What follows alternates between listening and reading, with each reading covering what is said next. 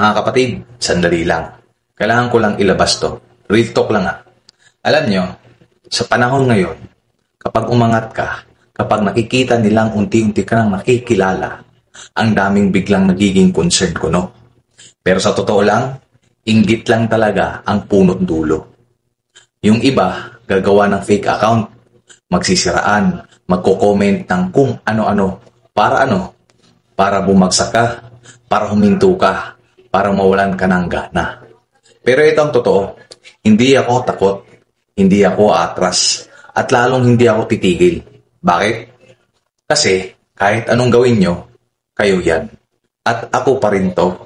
Habang busy kayo manira, busy ako magsikap. Habang busy kayo manghila pababa, busy ako umakyat.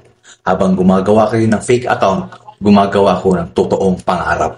At sa mga inggit na yan, alam nyo, hindi ako galit. Naaawa ako. Kasi habang ako may ginagawa para sa buhay ko, kayo, ang ginagawa nyo, ako. Ako ang pinagkakaabalahan nyo. Ako ang iniisip nyo. Ako ang inaabangan nyo araw-araw. Hindi ba kayo napapagod? Hindi ba kayo nahihiya? Puro kayo pabagsak sa ibang tao. Pero wala kayong napapatunayan sa sarili nyo. Kung sa tingin nyo, matitinag nyo ako sa paninira nyo. Maling-mali kayo. Ang ginagawa nyo lang, mas lalo nyo akong ginaganahan. Mas lalo akong pinapakita na kahit ilan pa kayo, hindi kayo ang magpapahinto sa akin. Hindi kasi nyo binabayaran ang pangarap ko. Hindi nyo pinapakain ang pamilya ko. At hindi kayo ang nagbabayad ng pagod ko. Kaya ito ang real talk. Kung inggit ka, magsikap ka. Kung naiingayan ka sa pag-angat ng iba, gumawa ka ng sarili mong ingay.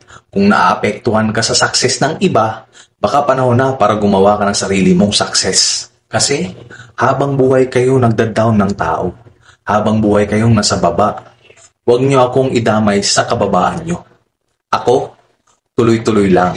Kahit may manira, kahit may inggit, kahit may gumagawa ng kwento, kasi ang taong may pangarap, walang oras para sa inggit.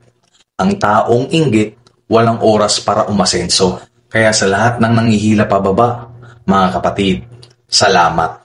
Kasi kayo ang nagpapatunay na umaakyat ako. At habang nandyan kayo, lalo akong tataas. Real talk yan.